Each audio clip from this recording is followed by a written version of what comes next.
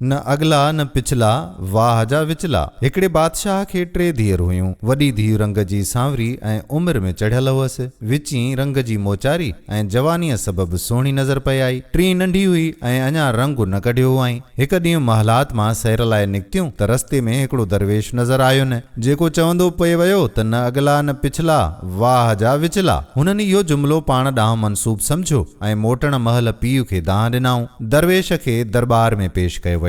खांइसि इन ई जुमिले जो मतिलबु पुछियो वियो त ॿुधायई त मां हिन वक़्तु कुराड़ो थी वियो आहियां ऐं हलण खां लाचार आहियां, ॿियनि जो मोहताज थी पियो आहियां। हीउ मुंहिंजो पोयों वक़्तु आहे। अॻे वक़्त में ॿार हुयुसि ऐं ॿियनि जो मोहताज हुयुसि। ॿिन्ही दौरनि खां विचों वक़्तु भलो हो, जवान ऐं ख़ूबसूरत हुयुसि। हाणे टई दौर अखियुनि सां ॾिसण खां पोइ इन ई नतीजे ते पहुतो आहियां। दरवेश ॻाल्हि जो निचोड़ पेश कंदे चयो त न अगला न पिछला वाह जा विचला। मतिलबु त ॿाराइप ऐं ॿुढाइप खां जवानीअ जो वक़्तु तमामु घणो शानदार आहे। सो पंहिंजी जवानीअ खे बहितर कमनि में कतब आणणु घुर्जे। वीडियो पसंदि आई हुजे त शेयर ज़रूरु कजो ऐं पेज फॉलो न कयो अथव त पेज खे फॉलो ज़रूरु करियो।